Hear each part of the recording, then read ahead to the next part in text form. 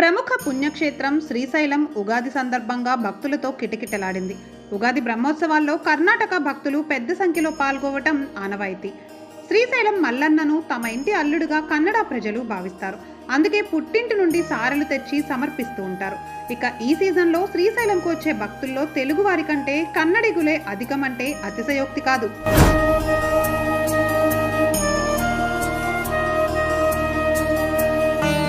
అటు తిరుమలలో కూడా తమిళుల తాకిడి ఎక్కువ. ఆదివారం వంటి నిర్దిష్టమైన పర్వదినాల్లో తమిళులు లక్షల సంఖ్యలో తరలి వస్తుంటారు.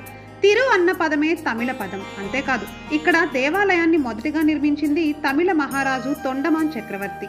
తిరుమల చుట్టుపక్కల తవ్వకాల్లో తమిళుల శాసనాలు కూడా బయటపడ్డాయి.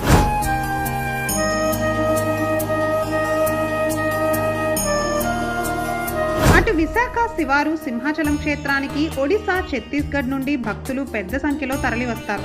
ఉగాది వచ్చిన నెల రోజులకు అక్షయ తదియ వస్తుంది. ఆ సందర్భంగా జరిగే చందనోత్సవంలో పెద్ద సంఖ్యలో ఒడిశా భక్తులు పాల్గొనడం ఆనవాయితీ.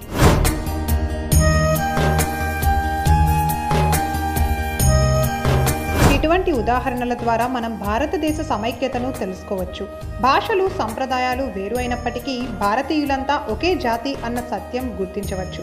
ఈ దేశంలో చీలికలు తేవాలి అనుకునే వారికి ఈ క్షేత్రాలు, పండుగలు చెంపపెట్టు అనుకోవచ్చు.